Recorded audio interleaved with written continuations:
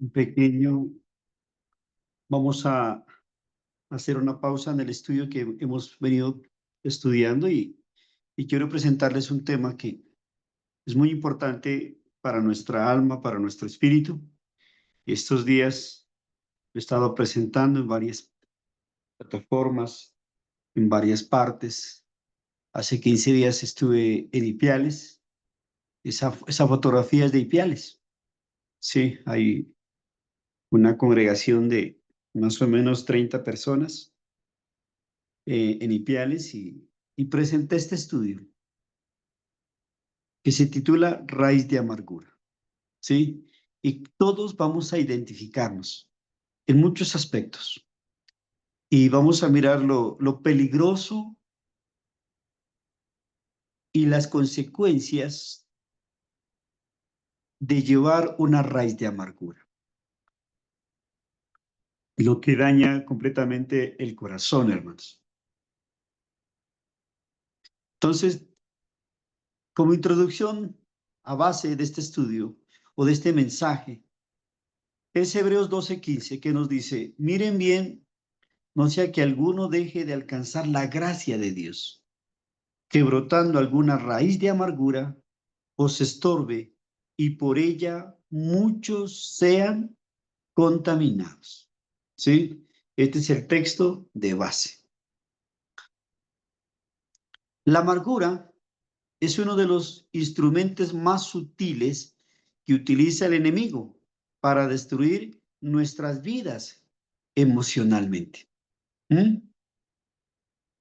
A simple vista parece que no es malo, pasa desapercibida en muchos de nosotros, pero vamos a mirar que la amargura es algo muy peligroso, es algo sutil, ¿sí?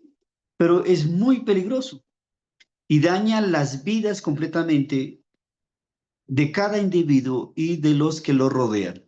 Y muchos de nosotros, sin saber o sabiendo, estamos arrastrando raíces de amargura desde nuestra infancia, ¿sí? En el tema del miércoles empezamos a estudiar acerca de la doctrina de Cristo, ¿sí? Y especialmente cómo ese mensaje nuevo de Él tiene el poder para transformar las vidas, ¿sí? Y esta doctrina del Señor es maravillosa, hermano, porque a través de Cristo Jesús y el Espíritu Santo que nos da la sabiduría, el entendimiento, el discernimiento, nos hace comprender qué tan peligroso es una raíz de amargura. Entonces dice, miren bien, ¿eso qué significa? ¿Sí? Que tenemos que tener mucho cuidado, estar atentos, estar vigilando, ¿sí? Alcanzar la gracia. Es posible caer de la esperanza de salvación, hermanos. ¿Mm? Entonces, por eso es tan importante este tema, hermanos. Y dice que por ello sean muchos contaminados, como allá en Deuteronomio 29:18, que nos dice acerca de la idolatría o de los dioses falsos. Hago este pacto contigo para que nadie, hombre o mujer, clan o tribu, se aparte del Señor nuestro Dios para rendir culto a esos dioses de otras naciones y para que ninguna raíz produzca frutos amargos y venenosos en medio de ti. ¿Mm? Entonces mire cómo se identifica esta idolatría, ¿sí? A otros dioses, porque cuando se meten dentro de nuestro corazón, o sea, las ideologías, los pensamientos, cualquier cosa se mete dentro de nuestro corazón y hace raíz, obvio, va a producir un fruto. ¿Y cuál va a ser el fruto?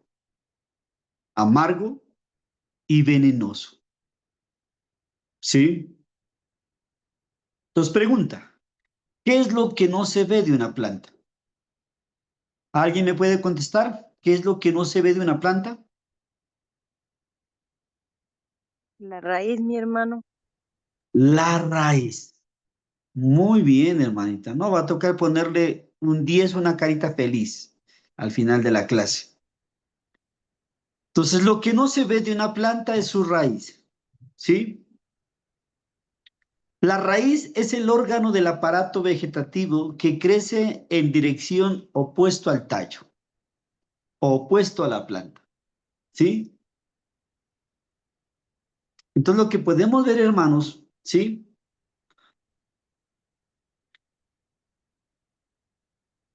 Es que a veces es algo sutil que no se mira, ¿sí? Pero que crece en nuestro interior, o sea, crece hacia abajo la raíz, ¿sí? Y en el caso de una raíz de amargura, igual, por eso mirábamos ese corazón, ¿sí? Ese fondo de ese corazón, o esa imagen de ese corazón, lleno de raíces, ¿sí? En vez de tener venas por las cuales la sangre entra y salga del corazón, ¿sí? Arterias, miramos que tenía raíces.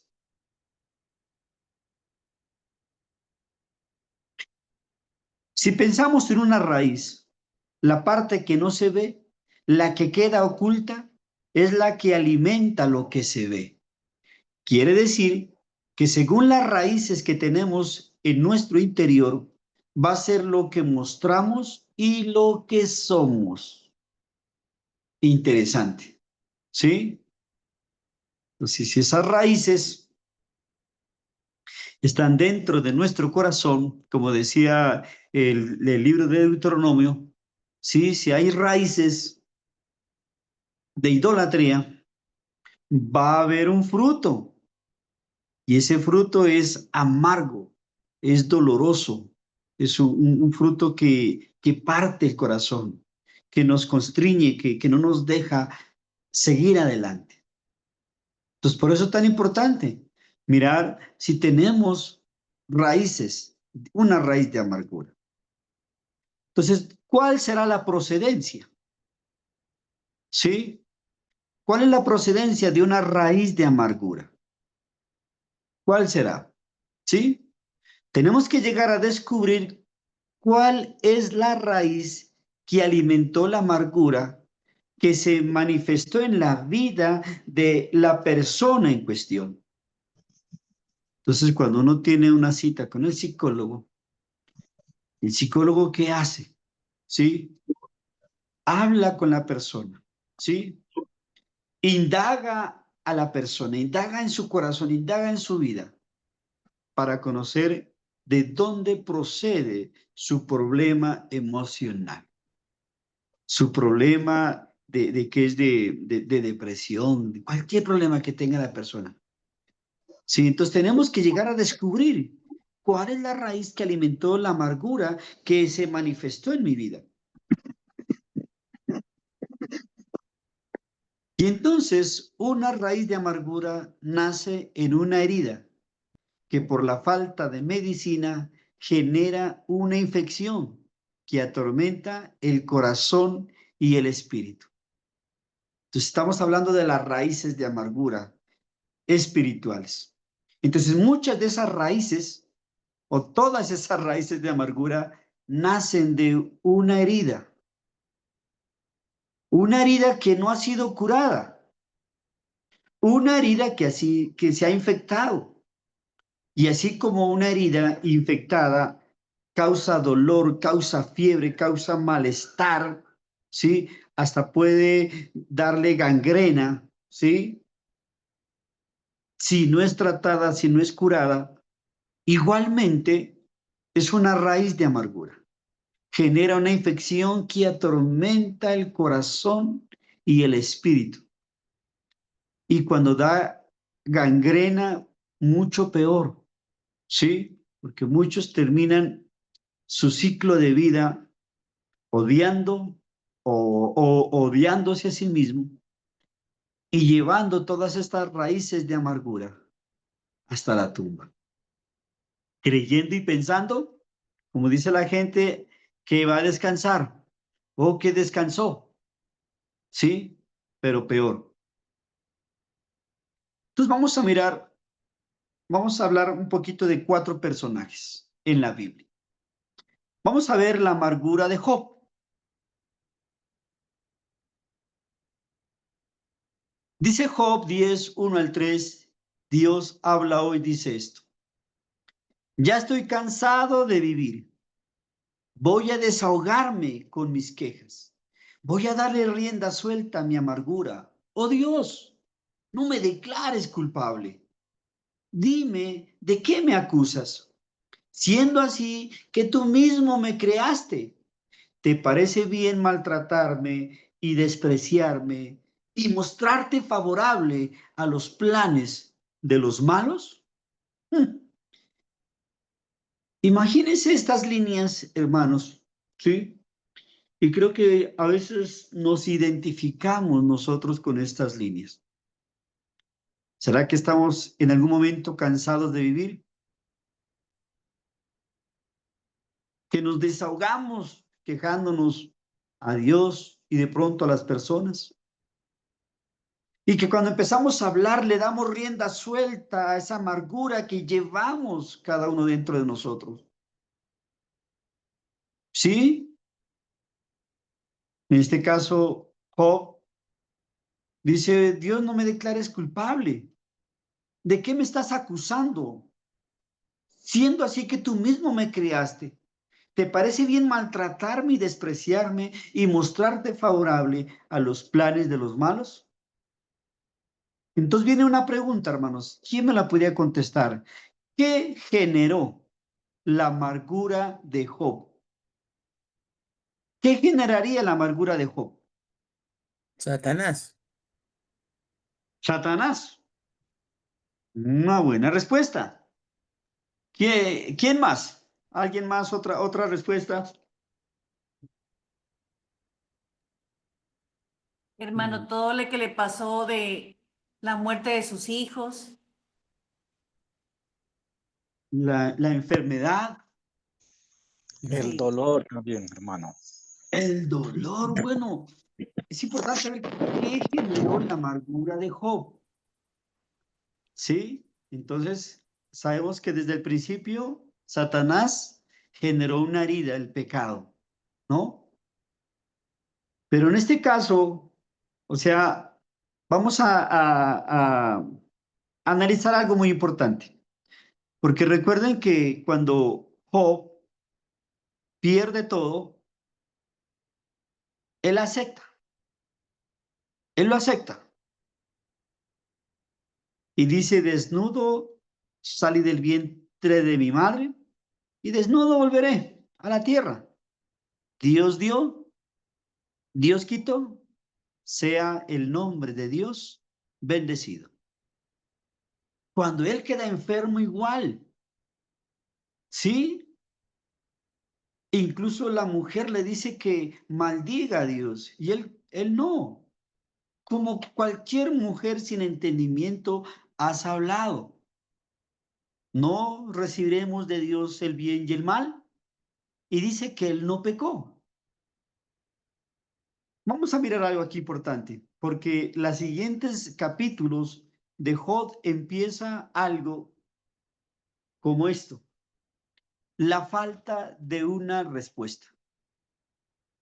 ¿Sí? Miren lo que dice, no poder entender y aceptar la voluntad del Padre es frustrante. Esto genera preguntas y reproches. Job 10, 18 al 19, ¿qué nos dice? ¿Por qué me dejaste nacer? Debí morir antes que nadie pudiera verme. Habría pasado del seno de mi madre a la tumba. Sería como si nunca hubiera existido. Entonces miramos que Satanás llega a interrumpir una reunión, sí,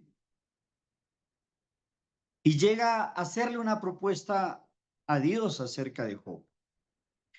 Y Dios permite, y Job es tocado en todo.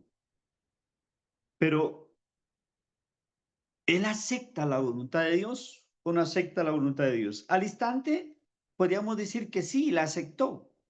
Pero al pasar el tiempo, empezaron a ejercer en él unas preguntas. ¿Por qué? Y eso es a veces que a veces nos atormentamos muchas veces cuando sucede algo en nuestras vidas. El por qué. ¿Por qué me pasó esto? ¿Por qué se fue esta persona? ¿Por qué me traicionaron? ¿Sí? Y mucho más cuando uno ha actuado bien. ¿Sí? ¿Por qué no son honestos conmigo? ¿Por qué me mienten? ¿Por qué me engañan? Entonces, la falta de una respuesta empieza a generar la amargura en el corazón y empieza a reclamar a quién, al Creador. Y entonces mire el estado, como decía Job, daré riendas sueltas a mis quejas. Empieza a quejarse y empieza a preguntarle a Dios, a reprocharle a Dios, ¿por qué me dejaste nacer?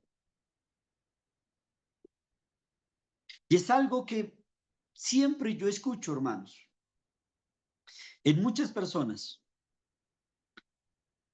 cuando les pasa algo, ¿sí?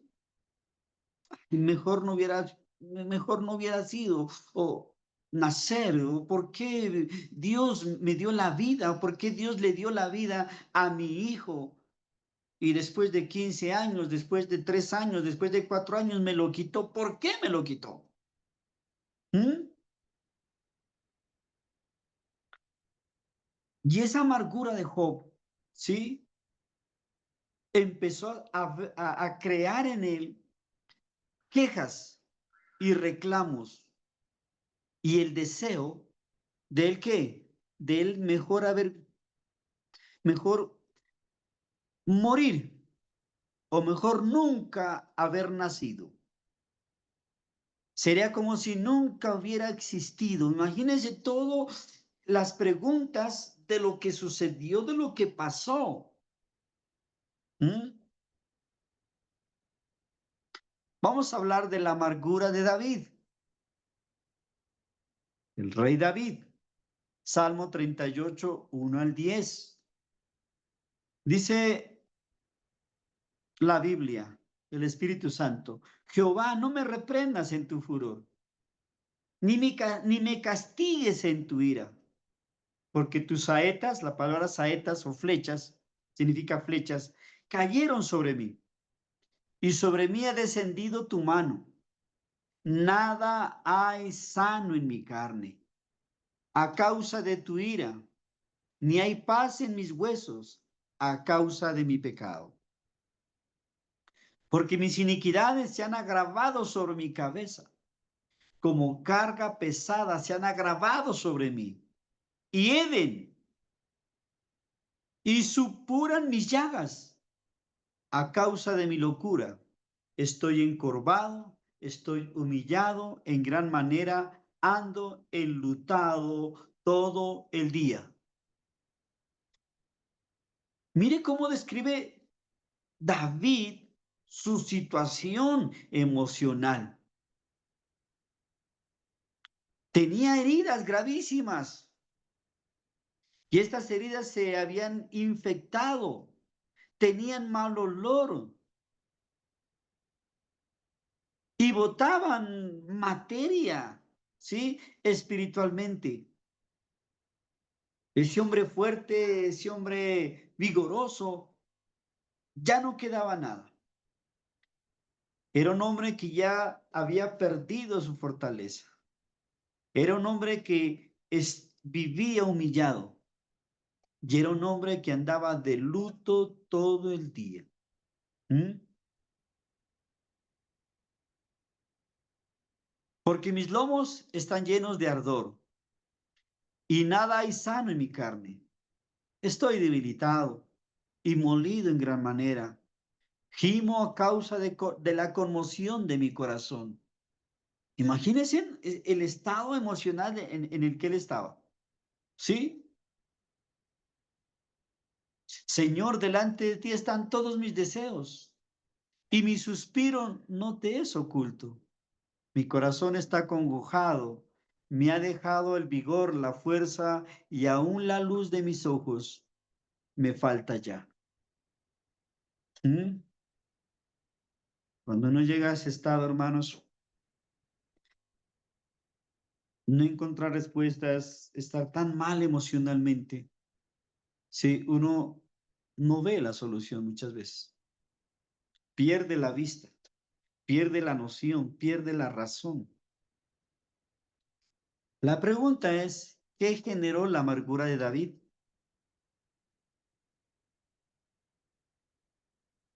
El texto lo decía, ¿no? ¿Qué generó la amargura de David? Hermanitos, Satanás mismo. Satanás mismo, ¿sí? Satanás mismo. Sus pecados, ¿no? Los pecados de él. Dice el Salmo 51, 3 al 4, porque yo reconozco mis rebeliones y mi pecado está siempre delante de mí. Contra ti solo he pecado y hecho lo malo delante de tus ojos. Satanás llega al mundo a destruir la creación de Dios y destruye a ese hombre. ¿Sí? En este caso, David pecó. Se enamoró de una mujer casada. Esta mujer quedó en embarazo. Llegó el profeta Natán y ¿qué le dijo? Lo reprendió. Porque de pronto él hizo las cosas pensando que nadie lo miraba. Trató de engañar a Urías. Y por último, mató a Urías. Llega el profeta y le dice que él había pecado delante de los ojos de Dios y que lo que él hizo oculto, Dios iba a hacer lo mismo, pero a los ojos de todos los hombres, y que vendría la ira de Dios en su propia casa. Entonces imagínense el pecado de David. ¿A dónde lo llevó? David ya era un hombre mayor, pero en su mente, en su corazón, tenía recuerdos negativos. Un hijo de él viola a una hija de David y otro hijo de David mata a un hijo de David y luego sus hijos querían quitarle el trono. Por eso decía Dios, de tu propia casa vendrá el azote, vendrá el dolor, vendrá la ira. Y lo que tú hiciste a escondidas, va a haber dentro de tu casa algo que va a ser manifiesto a los ojos de todos. ¿Mm?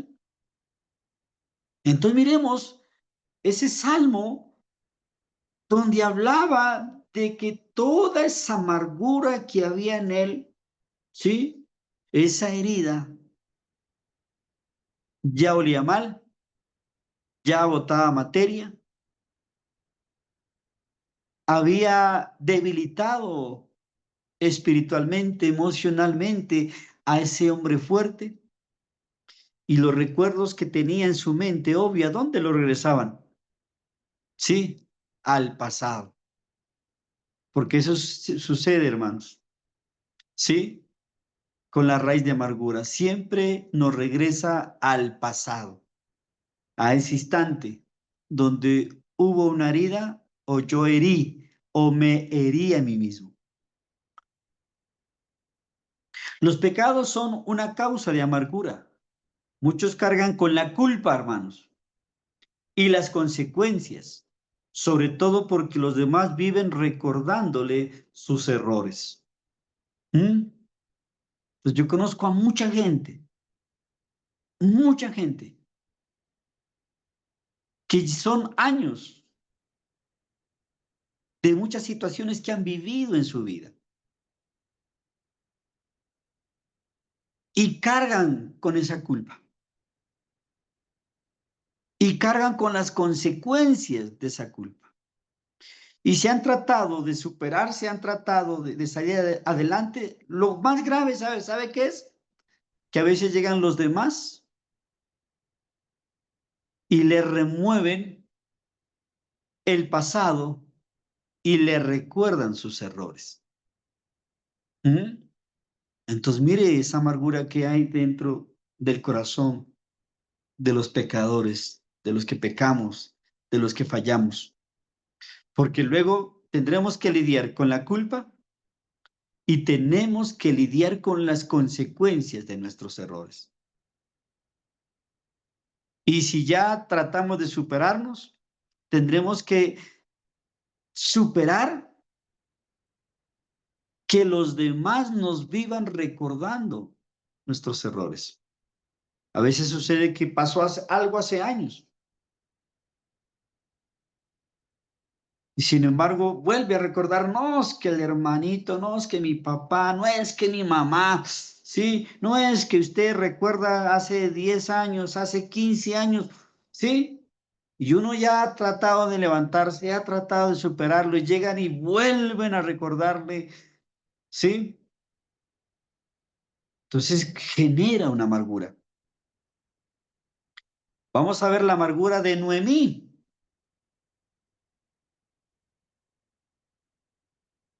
Esta historia está en Ruth 1, 19 al 20.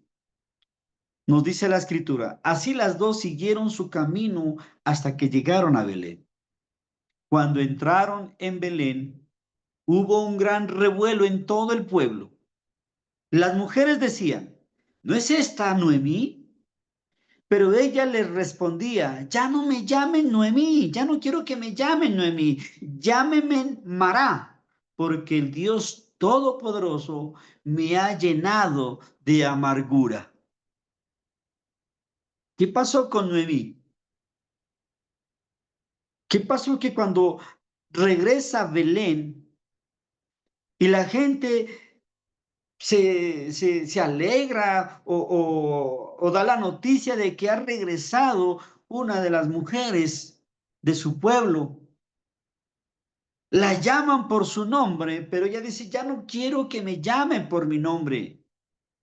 Llámenme Mará, porque el Dios Todopoderoso me ha llenado de amargura. Noemí significa alegría, compasión, significa gozo, sí, provisión. Ese nombre, Noemí.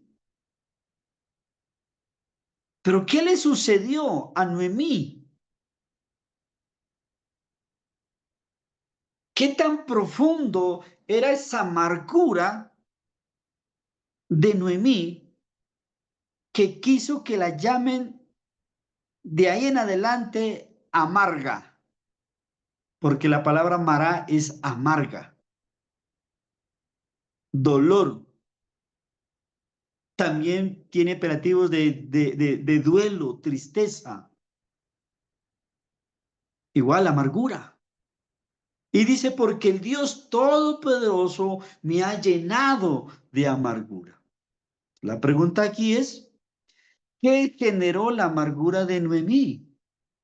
¿Qué fue lo que le pasó a Noemí? ¿Cómo era su situación cuando sale de Belén? ¿Y cómo es su situación cuando regresa a Belén? Esto me recuerda a un amigo que quiso cambiar de país y se fue con la frente en alto y humillando a los que nos quedamos atrás. Y luego con el tiempo regresó y regresó con cabizbajo, derrotado, humillado. ¿Qué le pasó a Noemí? ¿Qué generó la amargura de Noemí? El desamparo, hermanos. La pérdida de su esposo y sus 2 hijos la dejó desamparada.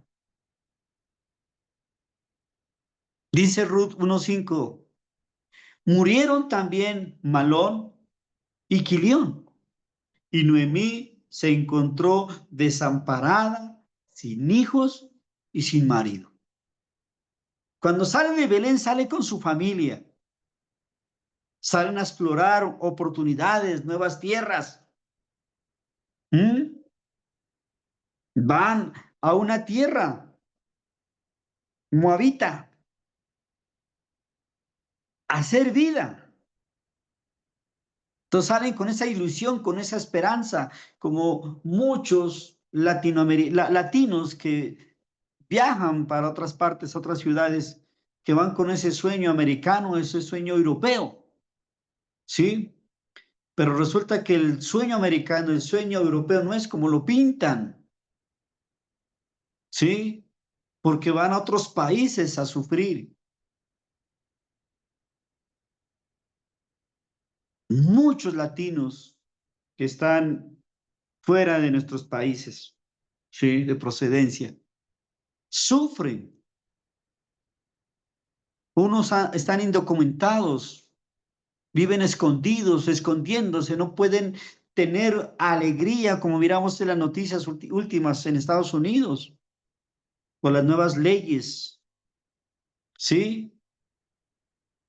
O sea, la gente anda preocupada y lastimosamente no son latinos nacionalizados los que hablan o descubren a los latinos indocumentados. Entonces, hermanos, Noemí quedó desamparada. Salió con su esposo, murió su esposo. Las leyes judías, ¿sí? Era que el primogénito quedaba con la responsabilidad de sus padres.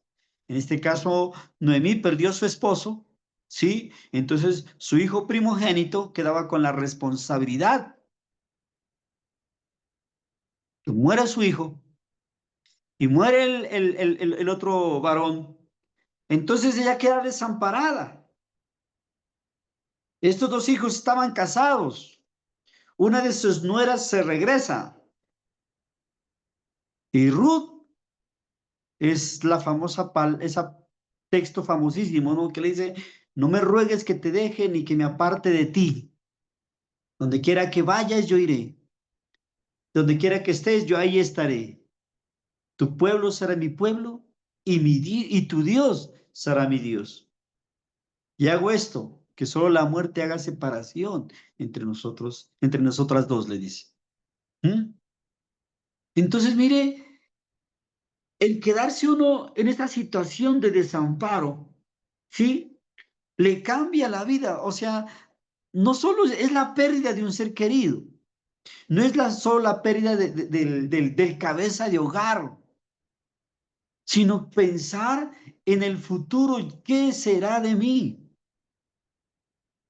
Entonces, quiero que se trasladen, o no sé si les ha pasado a ustedes en la vida, donde alguien de la casa, el proveedor, la proveedora, muere y quedan pequeños, quedan bebés, quedan hijos indefensos, quedan huérfanos, ¿sí? ¿Dónde queda la esperanza de ellos? Y terminan en las casas de los abuelitos, de los tíos, o muchos quedan en casas del bienestar familiar, no sé cómo se llame allá, por allá de ustedes, pero con el gobierno, en familias sustitutas. Entonces, imagínense esa situación de Noemí. que regresa a su pueblo. Y ya no quiero que me llamen Noemí, quiero que me llamen amarga. No miramos aquí el pecado por ningún lado, ¿sí? Pero obvio, miramos la obra de Satanás. Pero Noemí no pensaba que todo esto tenía el plan de Dios, hermanos.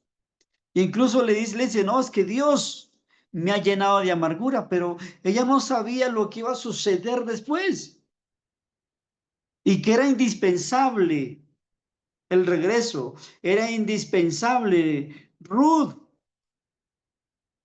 en los planes de Dios, hermanos, pero en ese momento no lo sabía. Entonces llegó amargada. La amargura de Ana. Primera de Samuel 1:10.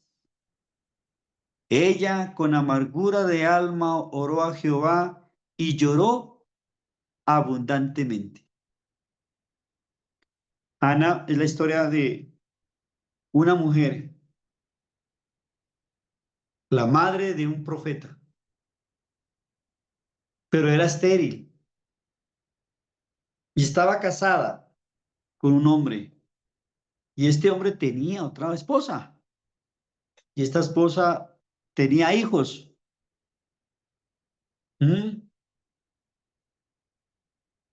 Y entonces ella con amargura del alma, o sea, de lo más profundo del alma, oraba a Jehová y lloraba abundantemente. ¿Mm? Entonces, mire todo lo que causa la amargura, hermanos. ¿Sí? Es un dolor profundo en el alma. La pregunta aquí es, ¿qué generó la amargura de Ana? Yo le puse un nombre moderno para identificar esto, ¿sí? Porque muchos sufren de esto. El bullying de los demás. Miremos lo que dice la escritura. Primera de Samuel 1:6-7. Y su rival la irritaba, enojándola y entristeciéndola, porque Jehová no le había concebido tener hijos. Así hacía cada año. Cuando subía a la casa de Jehová, la irritaba. Así, por lo cual Ana lloraba y no comía. Imagínense que su esposo la consolaba, porque su esposo la amaba, pero ese amor no la podía, ¿qué? Sostener. Dejó de comer, vivía llorando. Imagínense cada año esta situación y esta mujer la irritaba al punto de hacerla enojar. ¿Mm?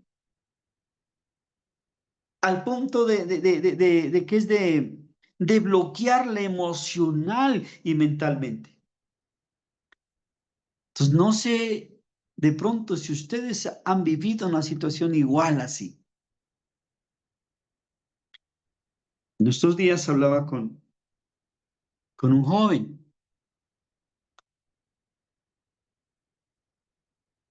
y recordaba cosas de su niñez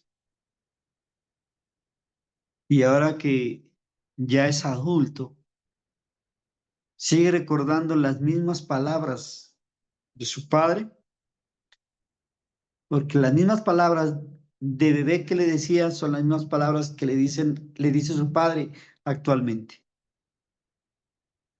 ¿Mm? Entonces se enojó, se irritó, se entristeció, lloró al punto de decir ya no puedo más. Lo más difícil, hermano, lo más duro, es que alguien del entorno familiar sea el que nos haga ese bullying, nos haga esa presión, nos haga enojar, nos irrite. vivan haciéndonos mostrar que son mejores que nosotros, que han alcanzado muchas cosas y que nosotros nos hemos quedado, que somos tontos, que somos bobos, que no hemos aprovechado las oportunidades. ¿Mm? Y entonces esa situación nos irrita y nos enoja, hermanos, y nos llena de amargura. Entonces miremos lo peligroso que es la amargura, hermanos. ¿Sí? En todas estas situaciones, la amargura a veces es implantada, a veces no la implantamos nosotros mismos. ¿Sí? Y podemos mirar que nace de una herida, ya sea que no la hicieron, la hicimos o nos provocamos a nosotros mismos. Entonces miramos la procedencia. Toda situación negativa en la vida es una herida, hermanos, que si no la tratamos se convierte ¿en qué?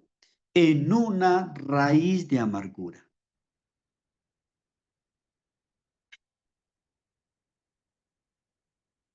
¿Quién no ha sido alguna vez herido emocionalmente? La herida es un problema universal, como decía el hermano. Desde la caída del hombre está la herida. De hecho, es imposible encontrar a alguien en esta sociedad que no haya sido herido en su alma alguna vez. Si les digo que pongan sus manitos a través del Zoom, todos hemos sido heridos. ¿O hemos herido a quién? A alguien. Y aunque tratamos de no herir y herirnos, la herida, hermanos, es inevitable. Santiago 3:2, Reina Valera nos dice, porque todos ofendemos muchas veces. Si alguno no ofende en palabra, este es varón perfecto, capaz también de refrenar todo el cuerpo. Entonces, todos somos propensos a que nos hieran y somos propensos a herir, es algo inevitable. Hoy podemos curarnos de situaciones del pasado, quitarnos esa raíz de amargura. Pero es inevitable que el día de mañana nos hieran, nos ofendan, nos lastimen. Es algo inevitable, es algo que no se puede quitar.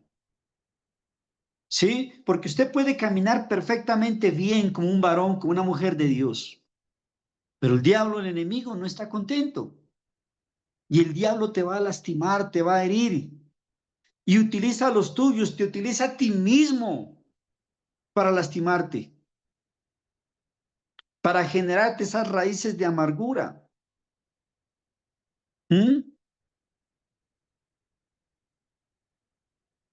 El problema no es la herida en sí, hermanos. Porque como yo les dije, hermanos, es inevitable las heridas. El problema es no buscar que esta herida sane. Ese es el problema. Vamos a ver, para terminar, alguna definición de lo que es la amargura.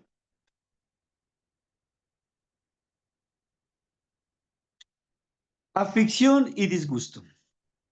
La amargura es una aflicción del alma, algo que nos aflige, la cual consta en diferentes proporciones de los siguientes ingredientes espirituales negativos, porque estamos hablando espiritualmente.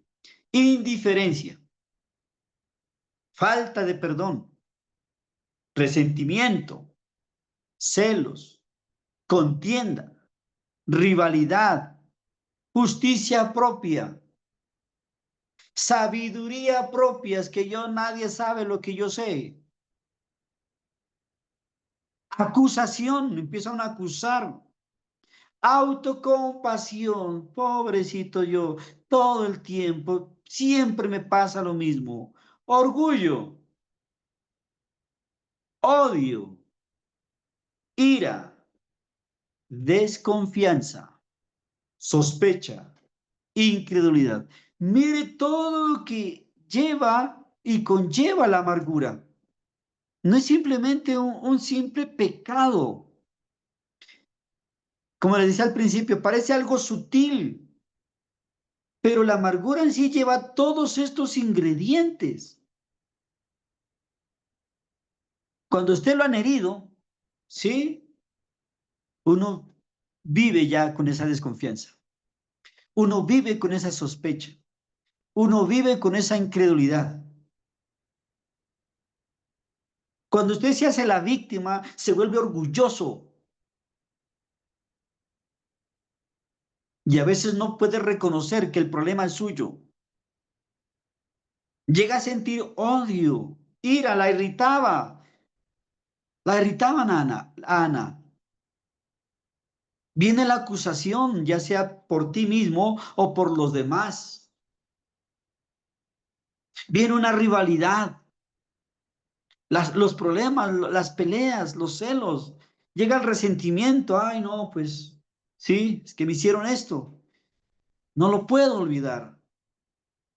Hay una falta de perdón impresionantemente grande y hay una indiferencia. La amargura es una actitud de sufrimiento y frecuentemente de opresión. Y nos habla de una persona que se encuentra en un estado anímico tal que ha perdido el buen sabor de la vida. Se trata de una persona que está sufriendo, que no está disfrutando. De la vida amargada se desprenden pensamientos y expresiones, como la ironía. Es algo similar a una broma, es decir, algo agresivo en un tono que parece gracioso o agradable. No sé si por allá se utiliza esta expresión.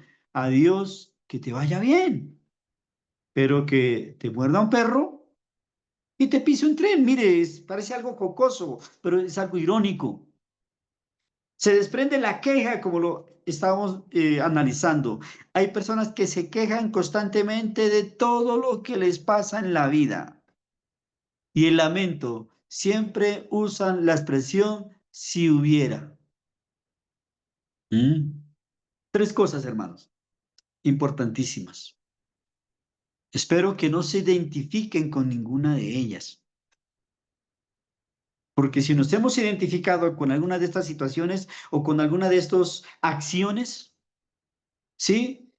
Tenemos una raíz de amargura. Las raíces de amargura tienen que ver con nuestros sentimientos negativos hacia otra persona. Odio, rencor, envidia, hipocresía, falta de perdón.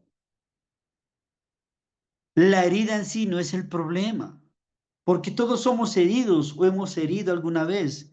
El problema es que dejamos que la herida esté infectada. Y la amargura, hermanos, sí es un problema y la amargura es un pecado. Y el problema es que trasciende ¿dónde? En el tiempo. Está en nuestro pasado o nació en nuestro pasado, allá en esa herida, está en este presente, ¿sí? Y va a estar ¿dónde? En nuestro futuro.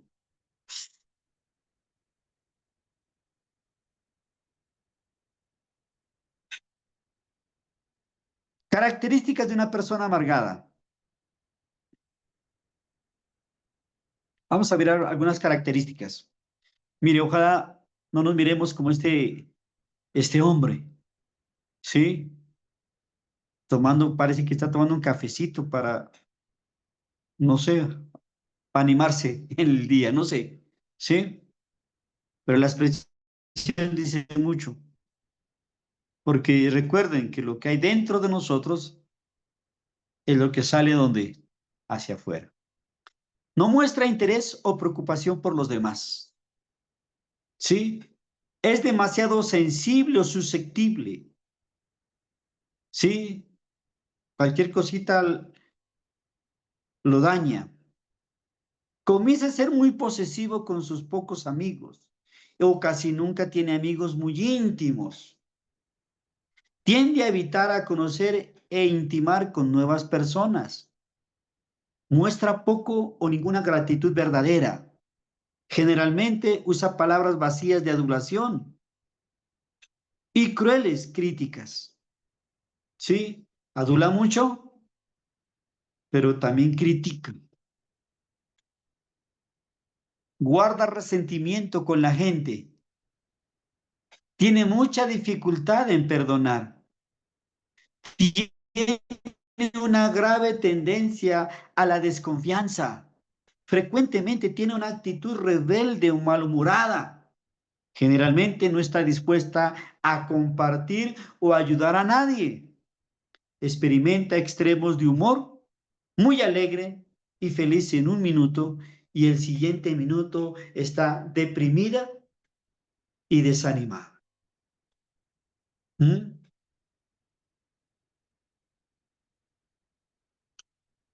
Ayer estuvimos en una reunión con mi familia y estábamos hablando un punto específico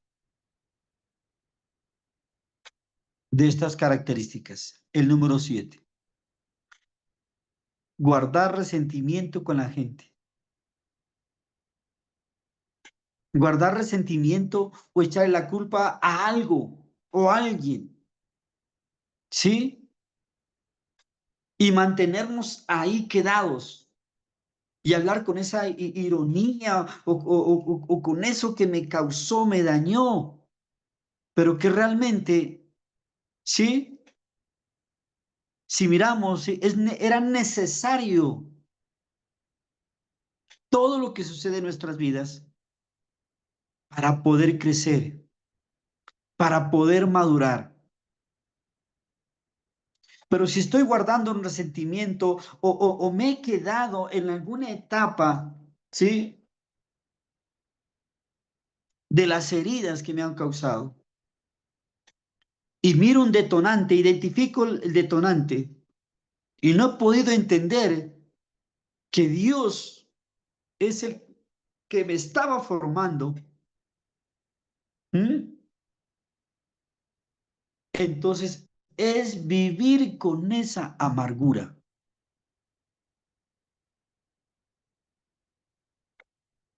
Es no sanar esa amargura. Y gracias a Dios, en ese punto 7, ¿sí? Anoche alguien de la reunión pudo entender algo que nunca había entendido en su vida. Y cuando lo expresó y dijo que él ya no hacía algo en su trabajo, porque ese algo que hacía en su trabajo hace años fue el causante de su enfriamiento. ¿Mm? Porque en ese momento se creció, se hizo grande, ¿sí? Y descuidó muchas cosas dentro de su familia. Y luego, con el tiempo, se dedicó a su familia y odiaba o detestaba hacer esa parte de ese trabajo que él antes lo hacía. ¿Sí? Y entonces no, yo no quiero entrar en esa área, no quiero, porque no quiero que me vuelva a pasar lo que me sucedió hace años. Y entonces dentro de la charla se hablaba, ¿sí? De que si no volvemos a trabajar en esas áreas, ¿sí? O si no volvemos a entrar en esas áreas que por situaciones de la vida nos cambiaron el pensamiento, cambiaron muchas cosas en nuestra vida, ¿sí? Aún no nos hemos curado. Y que todo esto fue necesario para ser las personas, los varones, las mujeres que hoy somos. Y que podemos entrar en esas áreas que antes trabajábamos, ¿sí? Pero ¿con cuál objetivo? Con el objetivo de que ya tenemos la experiencia, ya hemos madurado y con esa madurez podemos hacer un mejor trabajo. No con la teoría, no solo con las emociones, ¿sí?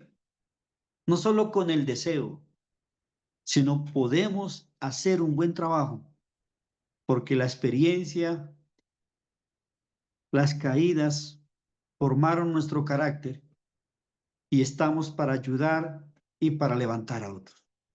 Miren, hermanos, algo muy agradable que salió de una reunión en la noche de ayer. La persona amargada tiende a justificar su estado y verse como la víctima.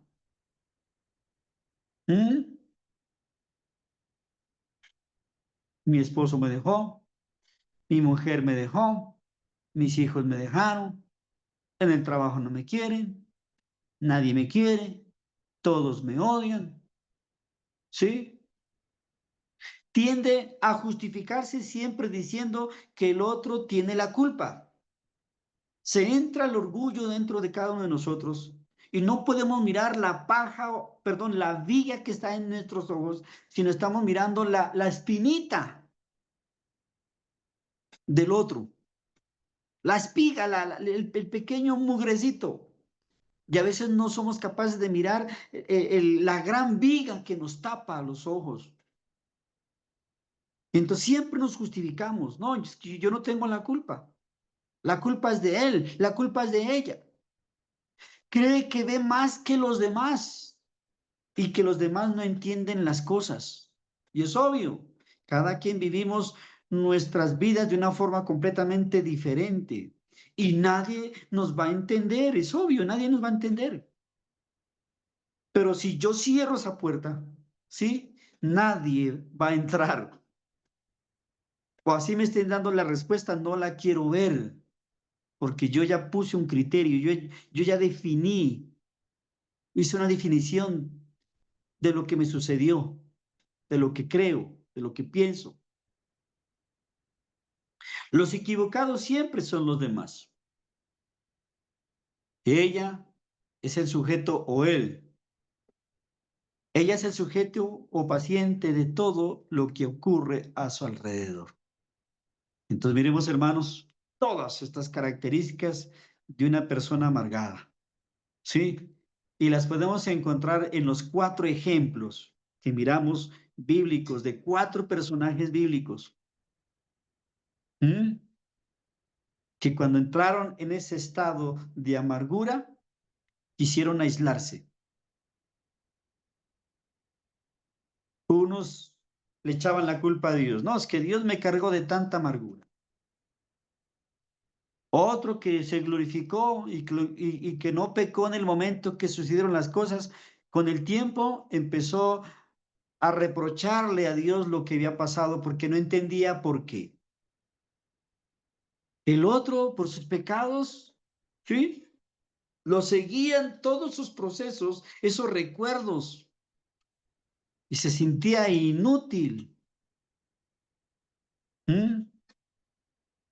Y otra, en ese caso, ¿qué pasó? Quiero que me cambien el nombre. Imagínense, hermanos.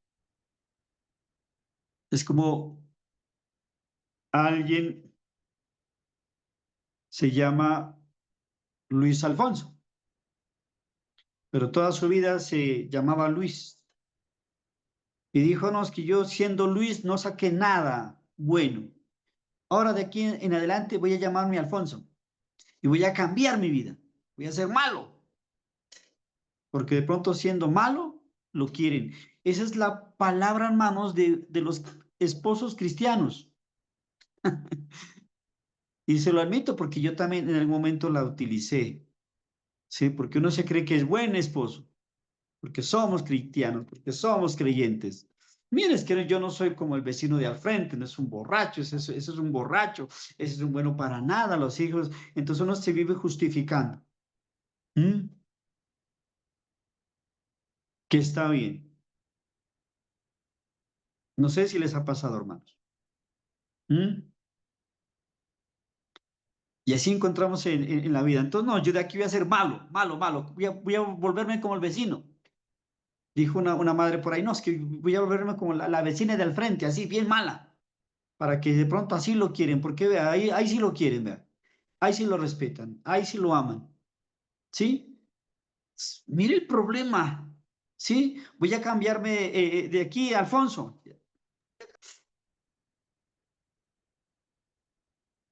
Santiago 3, 13, 16, ¿qué nos dice? Una definición bíblica. ¿Quién es sabio? ¿Quién es entendido entre vosotros? Muestre por la buena conducta sus obras en sabia mansedumbre. Pero si tenéis celos amargos y contención en vuestro corazón, no se jacten, ni mientan contra la verdad, no sean mentirosos, porque están mintiendo. Porque esta sabiduría no es la que desciende de lo alto, sino terrenal, animal, diabólica. Porque donde hay celos y contención, allí hay perturbación y toda obra perversa. Esto es lo que genera la amargura, hermanos. ¿Mm? Y estas palabras nos queman, nos duelen. ¿Usted es sabio? ¿Usted se ha entendido? ¿Usted ama la verdad? ¿Usted es un hijo de Dios? Vamos a evangelizar a las personas. Le estamos llevando el reino a través de la predicación, pero nosotros no entramos en ese reino o no somos parte de ese reino. De pronto somos como esos fariseos, ¿no? Que iban a los gentiles, decían, los volvían prosélitos. ¿Recuerdan la palabra prosélito? Era un gentil que era convertido al judaísmo, que se circuncidaba. Y dice que lo hacían 7 veces más hijos del infierno. Uy, no. Entonces, mire lo que dice Santiago. Santiago le está hablando esta carta a las 12 tribus. ¿Quién es sabio? ¿Y quién es entendido entre vosotros? Muestre por la buena conducta sus obras en sabia mansedumbre. Pero si tenéis celos amargos y contención en vuestro corazón, está lleno de raíces de amargura y estás contendiendo en tu corazón. No te jactes de lo que no eres. No mientas contra la verdad, porque esta sabiduría que sale de ti no desciende de lo alto, sino es algo terrenal, es algo animal, es algo diabólica, porque donde hay celos y contención, allí hay perturbación y toda obra perversa. Entonces, hermanos, sí, vamos a terminar el estudio. Ahí son las 8:30. Y de aquí a unos 15 días daremos de pronto fin a este tema, hermanos. ¿Sí? Lo que quería traer este tema que creo que es muy importante, hermanos. ¿Sí? Y cuando a veces Dios propone en su corazón algo, yo creo que es porque quiere que la iglesia, hermano, tenga conocimiento de estas cosas. Que descubra su corazón. Porque no es solo predicar, no es solo evangelizar, no es solo estar los domingos en las reuniones, hermano, o estar a través de estos medios. Ustedes están de lunes a sábado estudiando las escrituras. Sí, y otros hermanos leen la Biblia todos los días. Ayer alguien me dijo, no, yo he estado leyendo el libro de Lucas, ya voy como la segunda vez. Pero eso no basta. Hay cosas sutiles como la amargura que pueden estar destruyendo nuestras vidas y pueden estar destruyendo la vida de los que nos rodean y la vida de los demás hermanos. Ese es el tema de hoy, hermanitos. Que Dios los bendiga.